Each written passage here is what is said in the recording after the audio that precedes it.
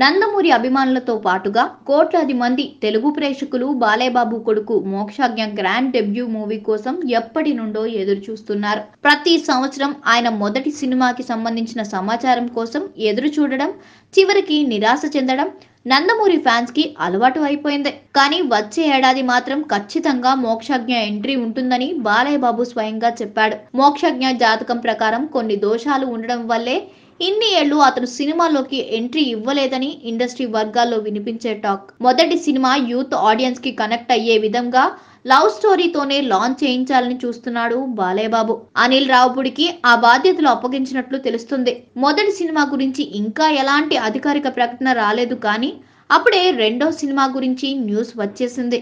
Industry వర్గాల నుండి అందుతున్న సమాచారం ఏంటంటే, మోక్షాజ్ఞ తేజ రెండో సినిమాకి రాజమౌళి దర్శకత్వం వహించబోతున్నాడని టాక్ వినిపిస్తోంది.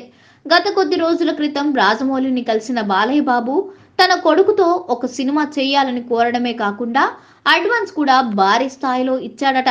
దానికి రాజమౌళి గ్రీన్ సిగ్నల్ ఇచ్చినట్లు వార్తలు వినిపిస్తున్నాయి. అయితే రాజమౌళి ప్రస్తుతం మహేష్ బాబుతో ఒక సినిమా చేయబోతున్నాడు. ఈ సినిమా పూర్తి అవ్వగానే ఆయన మహాభారతం సిరీస్ ని తెరకెక్కించాలని చూస్తున్నాడు.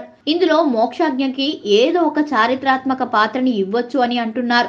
ఇలా చేస్తాడా, లేకపోతే మోక్షాజ్ఞతో సెపరేట్ గా ఒక సినిమా తీసి ఆ తర్వాత మహాభారతం తీస్తాడా అనేది తెలియాల్సి ఉంది. ప్రస్తుతం రాజమౌళి మరియు మోక్షాజ్ఞ కాంబినేషన్ కి సంబంధించిన ఈ న్యూస్ సోషల్ మీడియాలో హాట్ టాపిక్ గా మారింది. గతంలో మెగాస్టార్ చిరంజీవి కూడా ఇదే చేశాడు. ఆయన తనయుడు రామ్ చరణ్ ని చిరుత సినిమా ద్వారా రాజమౌళి చేతిలో పెట్టాడు.